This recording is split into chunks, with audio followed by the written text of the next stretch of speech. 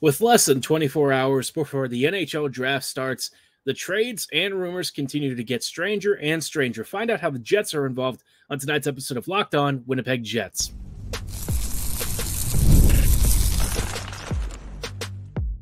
You're Locked On the Hockey Jets, your daily podcast on the Winnipeg Jets, part of the Locked On Podcast Network, your team every day. Hey friends, and welcome to tonight's episode of Locked On Winnipeg Jets, part of the Locked On Podcast Network, your team every day. Every day, thank you for joining us on tonight's episode. I am your host, Laine, an avid Winnipeg Jets fan and an online blogger. You can follow me on Twitter at HLivingLoco and at LO_Winnipeg Jets. As always, thanks for making Locked On Jets your first listen of the day, every day. If you like what you're hearing, be sure to like, follow, and subscribe on all of your favorite podcasting platforms and YouTube. Doing so, of course, is always free of charge and ensures you never miss another episode. Most of all, though, we just love and appreciate your support and continued listenership, viewership, whatever it is, whatever platform you're using. Thanks so much for listening to us every single day. Now, of course, like I said, the Jets are kind of rolling into tomorrow with, well, some really big stuff to decide. Obviously, McGroarty's future is very much on the table. So is, to an extent, Nik Ehlers, although, you know, it wouldn't shock me if Ehlers is actually still around following the draft. You know, the Jets may want to keep him for a little bit and sort it out closer to the trade deadline once the season is underway. But obviously, McGroarty is a priority to get traded, and it seems like, you know, some stuff is moving into place. More and more teams are being linked to McGroarty, and some of them are very interesting for a lot of reasons. We'll talk about that in just a moment. Just wanted to let you know, though, that before we start, tonight's episode is brought to you by Game Time. Download the Game Time app, create an account, and be sure to use promo code LOCKEDONNHL for $20 off your first purchase. Terms apply. Now, like I said, obviously the Jets are currently maneuvering and doing some fun little, draft scouting, and I'm sure that they're prepping for a busy tomorrow. And naturally, you know, the whole McGroarty thing likely means that they're still working out some deals if they haven't already outlined one already. My guess is that they have at least a couple of offers that they're probably mulling over. And at some point soon, the Jets are going to figure out who wins the McGroarty sweepstakes. Hopefully, you know, all I'll say is I just hope that the Jets actually get a winner of a trade here pretty soon. But with all of that, obviously a lot of folks are speculating who's interested in taking on McGroarty, right? A lot of folks are probably wondering which teams have already called in.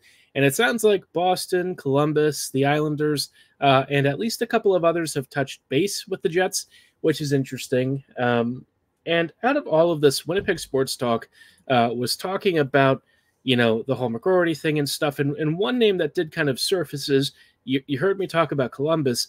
Patrik Laine might still hold some fondness for the Jets, right? Laine is looking for a bit of a fresh start. The whole Columbus stay really hasn't gone according to plan. And a lot of the folks who he came into conflict with when he was a Jet have now left. And, you know, with time and perspective, obviously can soften some folks. I think what caused him to walk away and want to leave the Jets in the first place perhaps isn't as much of a concern as it is now. All that said, you know, in the time since then, Laine's kind of had a very up and down career with the Jackets. His two-way game actually did improve a bit, but, you know, the injury history has been a problem. Last year's production was very bad, and he's being paid $8.7 million per season, right? So that's a big cap hit. And it's hard to really imagine many teams being able to take that on. You might look at like a Utah or something as a place for him to start. I could see a couple of teams that maybe with some retained salary could potentially pull this off. Could the Jets do it? And that's where I have some interesting thoughts. My gut instinct is no, although it's funny that there have been some rumors and whispers about it, right? You know, if Laine was willing to return and give it another go, in terms of like the fan reaction, I think most of the fan base would pretty much welcome him back with open arms. I know there's a few of you who are listening who are like, heck no, let's not do that. It's time to move on. And, you know, part of me definitely agrees. The other part of me just really loves Patrik Laine. And if ever there was a player that felt like the one that got away and somebody that, should there ever be a chance to kind of rehabilitate, I'd be interested in taking that plunge. I wonder if a package around Rucker McGroarty, maybe a Neil Pionk or a Nate Schmidt, and something else, coming back with Laine gets you to the promised land, right? Because obviously the Jets would actually be doing Columbus a favor. And my guess is Winnipeg would probably ask for at least some salary to be retained. I know he's expiring after 2026, but that's still 2 years of a pretty hefty cap hit, and you don't really know how much he's going to be able to play. So for Winnipeg, there is a ton of risk. This is not a cheap deal, and ordinarily I would say stay far away from this. I think, emotionally, I'm still kind of on, the interest train. I didn't think I would say that. But I mean, like, it's Patrik Laine, right? He was one of the most exciting prospects to ever walk through Winnipeg's doors. I think pretty much everyone to a point loved him in some capacity, right? He was this larger than life personality. I think a lot of us felt like he was the guy. And the fact that he ended up not really working out and wanting a change of scenery, I suppose for a lot of us really did sting. Still not over it personally in some ways. Maybe that's why I'm still clinging to the idea of him coming back to Winnipeg. And look, in terms of how likely it is, no, it's probably not happening. But it's fascinating that he's still being whispered about. Usually that doesn't happen unless there's something to it, right? Maybe somebody within Winnipeg's organization is testing the waters and perhaps not closing the door completely. I find that very interesting. Again, do I think it's likely to happen? No, but I am intrigued to see what sorts of trades could be outlined to make it work, right?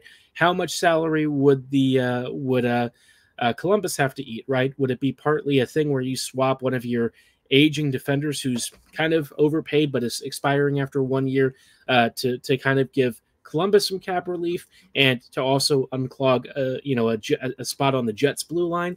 Would McGroarty be involved? Because, obviously they'd want a pretty top prospect. And could you maybe get like a David Jiricek out of it, right?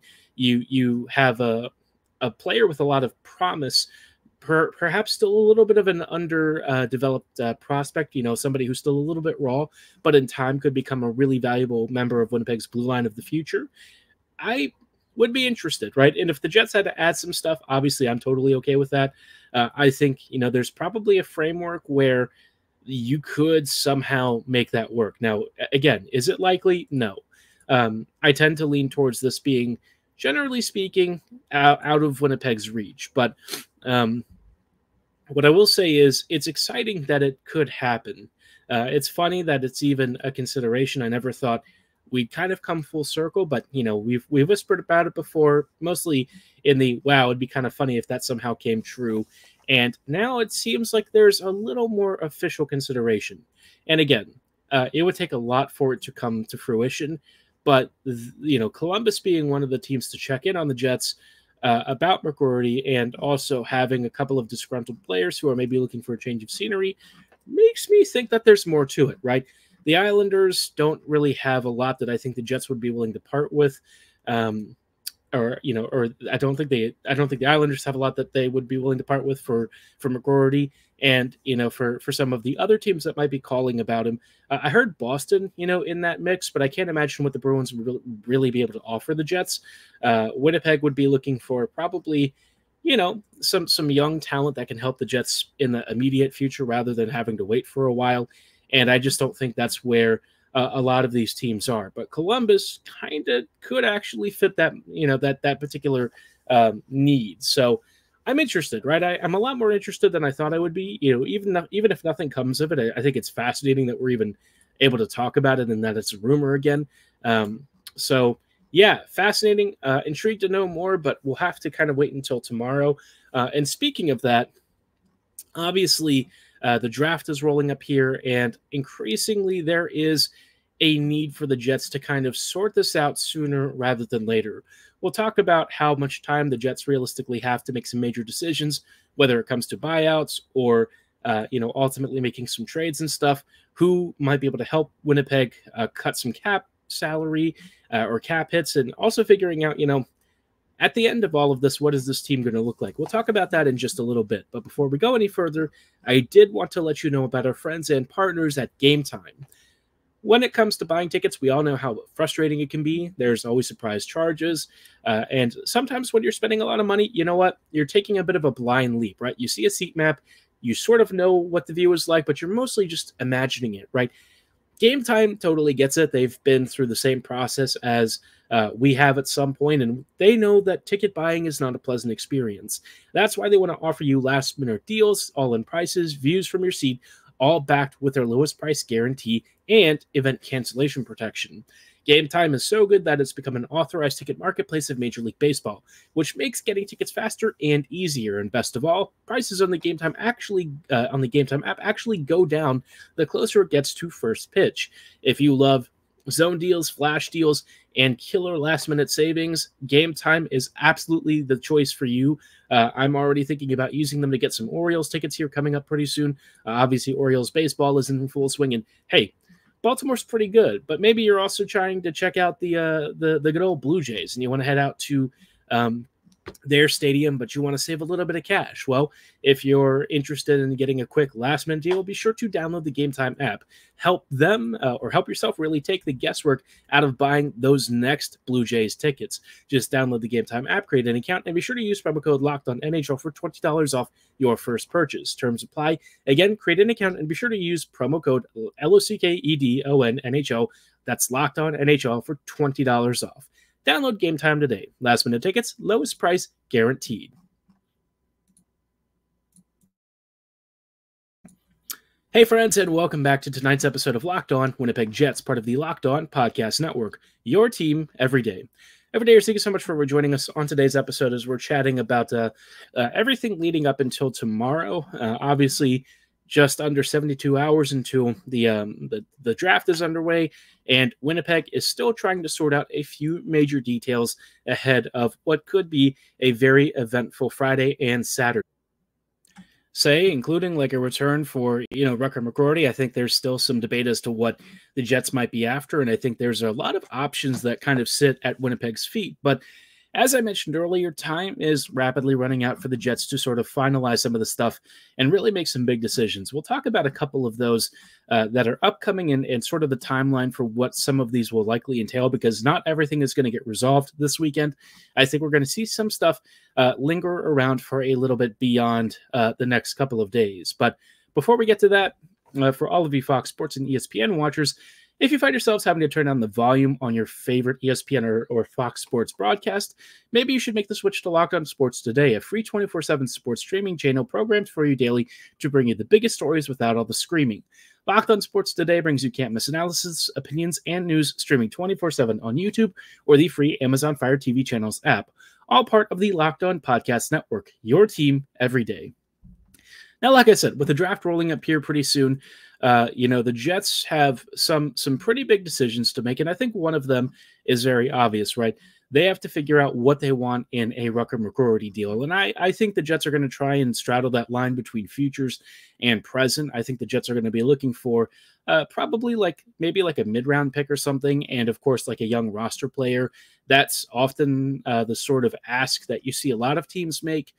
I think with the Jets, they're going to be pretty open-minded. They did that sort of approach with the whole Dubois trade, and it worked out pretty well. This time, I'm curious to know how Winnipeg plays it. Obviously, McGroarty is on the way out sometime over the next 48 hours. I think the biggest question is, are the Jets going to try and trade back into the first round? Winnipeg doesn't have a first-round pick, of course. Everyone knows this, but maybe they try to go for it. And we saw an earlier deal today where the Sharks actually traded up from, I think it was 14th overall to get the 11th overall pick. I believe heading back was like a second round pick or something in that whole deal. A little bit strange to see that so far out from the opening first round. Usually you would imagine that something like this happens more on draft day when you actually have a sense of who's falling, right? If you're trying to trade up to 11th, usually you would have either a player that you think is going to be right on the board as the first round is rolling and you're ready to try and make a play for him, or you're doing something else. Now, assuming it could be something else, maybe that's targeting Rucker McGroarty. 11th overall plus for, a McGroarty package, maybe that you can also perhaps move some salary. Maybe you were talking about a Nate Schmidt or a Neil Pionk. I could see that being a legitimate thing.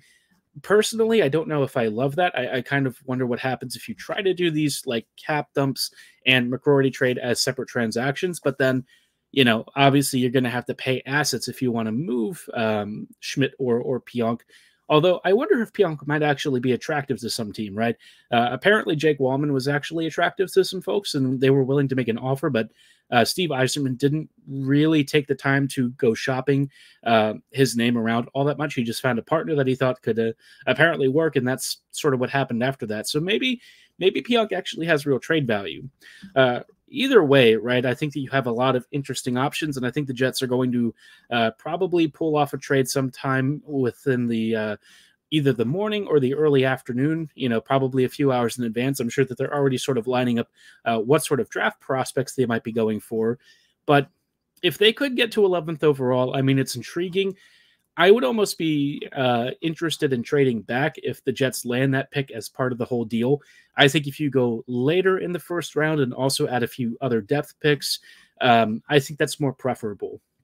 With what the Jets have traditionally done, I appreciate sort of going for a nice broad pool of options.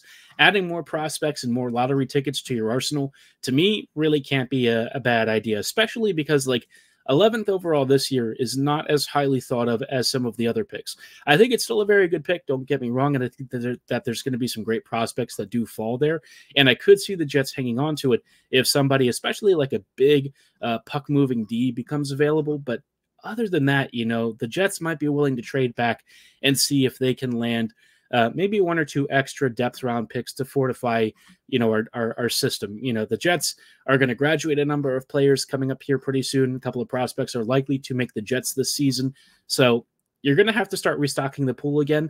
Not that it's shallow, but the Jets definitely lack in really good centers and defenders. And if they can somehow get a couple of those guys out of a Rucker deal, I think you'd be pretty happy with that sort of return. But other than that, the biggest outstanding trade thing is Nik Ehlers. And with Ehlers, you might have to just sort of wait with that. It might be better to sort of maximize the trade towards the trade deadline. Maybe you pump up his numbers a bit, make him really, like a really hot, exciting prospect for a team that's really looking to add a good top 6 transition skater with a great shot. If you kind of roll him on your top line or in your top 6, maybe you even get the Jets in a better playoff position too. If that happens, I sort of wonder if the Jets just use him as an internal rental. I don't know if I'd necessarily like that plan, but I could see it happening. And depending on where the Jets are in the standings, if they look like a really dominant team and, more like the 2017-2018 team, then I wouldn't be against it, right?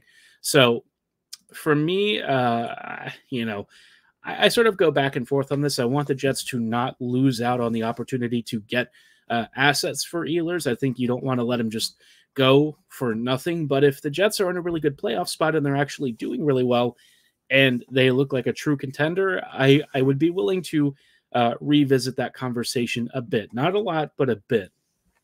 Other than that, though, really, we're all just sort of crossing our fingers, waiting for the McGroarty trade to drop and hoping that the Jets get a good return. Besides that, I started looking at some of the other contracts the Jets need to figure out what to do with. And one name that I still think is very interesting to me to potentially upgrade on is Mason Appleton. Appleton, I might have mentioned in another episode, but he's making relatively decent money, but in a third line role, but at a 2.2-ish million cap hit, just a little bit under that. It's actually pretty cheap for his production last year. If it was prior seasons, you'd probably be saying, yeah, it's maybe a little bit expensive for like a fourth liner. Last year, he had enough points to justify a bit of a raise. And I think if he was to replicate something like that this year, you're starting to be talked out of an extension, which I was sort of against anyways. I like Mason. I think he's a really solid player, but with guys like Nikita Chibrikov and Christian Reichel kind of coming through your systems, obviously Reichel is a little more of a fringe player, but Shibrikov certainly looks like he can really provide an offensive spark and might even be able to offer a little bit more support in your bottom six in a way that maybe Appleton was a little bit less capable of. And, he's cheaper, he's younger. Appleton's like 29, it's his last year of his deal. He might actually hold some real trade value if you are willing to move him to a team that's looking for a really solid middle six option. He's versatile. He can, PK. And I think a lot of people are like, well, why would you trade him? But when it comes down to it, every extra dollar that you can save in cap space when you have some internal options can give you so much more flexibility when you start getting closer to the trade deadline. Or if the Jets are interested in taking on a really big roster salaried player that's already being paid a decent amount, every dollar can really move the needle there. It's not guaranteed that this is what they're going for, but should the Jets be trying to take a swing at adding somebody who's under contract and is maybe a little bit more expensive than some of their other players, you do need that extra cap space. That flexibility is really, really nice. And also, you just need to sort of unclog the roster spots for your kids. At some point, the Jets are going to have to start using those ELCs sooner rather than later. And this could be one really big way that they pull that off. So a lot of interesting things to consider, maybe some stuff that people aren't really talking about yet, but we'll talk about a couple of deals that I expect coming up here over the next 24 to 48 hours for the Jets, plus some stuff that's already happened in just a little bit. Hey, friends, and welcome back to this episode of Locked On Winnipeg Jets, part of the Locked On Podcast Network, your team every day. Every day, thank you so much for joining us on tonight's episode as we're just wrapping up with some expectations for deals to be made, some stuff to move, and I'll talk about some stuff that's already happened that doesn't actually involve the Jets, but that's interesting to note anyways, just because some of it will involve a couple of our rivals. Obviously, for the Jets, they've got two probably big orders of business, and I think the first is moving McGroarty, and the second is moving one of their third pairing D, which is either Pionk or Schmidt. Now, my guess is it's Schmidt, and I've seen somebody link Schmidt to Utah, just sort of talking aloud. I could see that being the case. Given what Wallman went for, I almost wonder if a guy like Pionk might actually be a little bit more on the board. If he's available, and perhaps the Jets want to move him because his salary is a little bit expensive for what he's able to produce these days, maybe Utah would be willing to take a flyer on Neal as a guy who's really good in the room, who's still got some pretty decent puck moving ability, and on paper certainly does score a decent amount. I mean, if you're looking for a guy who has a bit of a power play clap bomb, I could see a fit there. Obviously, I know where his game is at these days, and I think we all have sort of seen him really drop off, but maybe a change of scenery and a role where maybe there's somebody who can kind of partner with him and maybe help slow the game down a bit would be beneficial. I don't know what their defense is going to look like here coming up. They're going to have a very strange team. I think that they're trying to take some big swings too. And I don't know if Pionk necessarily fits that profile, but the Jets are, probably looking to dump some salary. I think Schmidt is kind of more of a fringe player in that sort of discussion at this point, even if I think he's actually, a better out-and-out defender than Neal is, but, I think Pionk tends to have a little bit more of a flashier game, so to speak, that scouts would maybe be, gravitating towards. And if the Jets have to pay to move one of these deals, Utah is a brand new team that's going to need plenty of futures to really fill their prospect pool.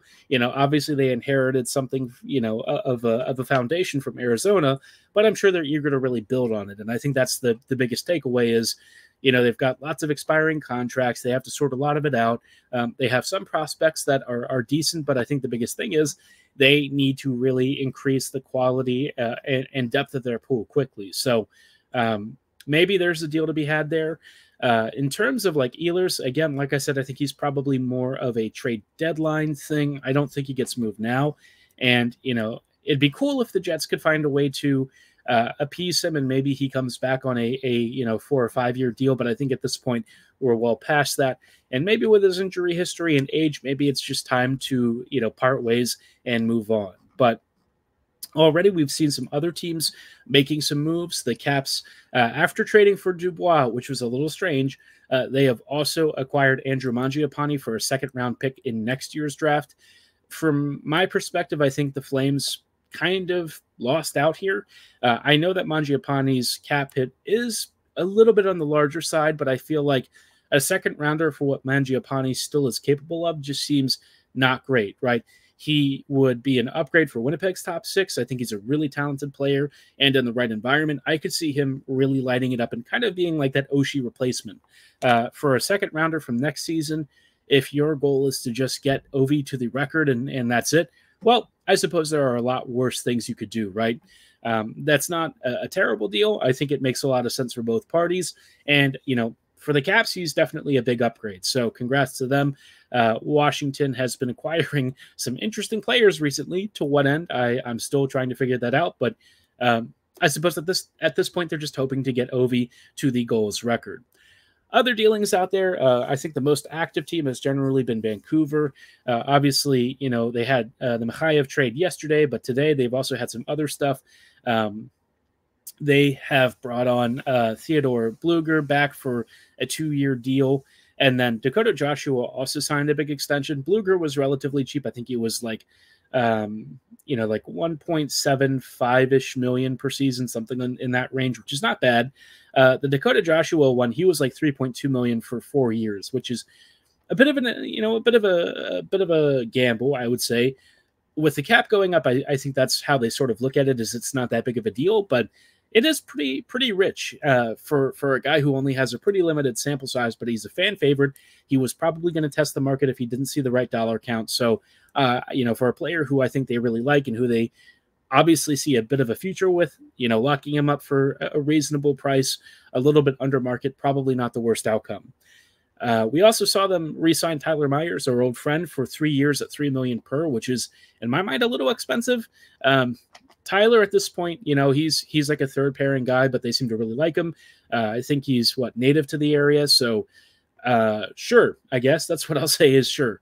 You get to keep Captain Giraffe, who, is still very fondly thought of by some of the fan base. I don't think all of them really love him, but you know what? Glad to see him get his payday and to keep going. Last little deal that's probably worth just mentioning briefly. Kyle Burrows has been traded to the Kings in exchange for Carl Grundstrom. Grundstrom to the Sharks is interesting because Grundstrom's like a bottom six physical winger with a decent shot. Maybe he'll get a chance to kind of just be a really direct north-south sort of player, a guy who could sort of grind in the corners, maybe score a couple of greasy goals. And if he pans out, maybe you flip him at the trade deadline for something. But for the Sharks, I mean, anyone that they bring into their forward core is probably an upgrade at this point. So I guess why not, right? If you've got players on your blue line who don't really add that much to your team, you might as well. With the Kings, I don't know what their plan is. They're definitely doing something. That something is not good generally from my perspective. But hey, I'm not getting paid to be GM of the Kings, so I will leave them to sort out their own mess. But over the next 24 hours to 48 hours, I think we're going to see a lot of movement. The Mangiapane deal probably started to kick things off. I think now everyone's just sort of waiting for the Rucker deal because I think that's a really big shoe to drop. And after that, perhaps the floodgates will open. If we get a trade somehow early in the morning, I'll try and record an episode earlier in the afternoon. No promises, but we'll try and get some faster reaction ahead of the draft. But of course, regardless of how everything ends, we'll be back here tomorrow with plenty of pre-draft stuff, maybe some draft coverage if it gets to be later and we get the deal then. But for tonight's episode, that is going to be all the time that we have. I thank you so much for making Locked On Jets your first listen of the day every day. We'll see you back here tomorrow with even more Jets offseason coverage. So see you then. Have a great night. And as always, go Jets go.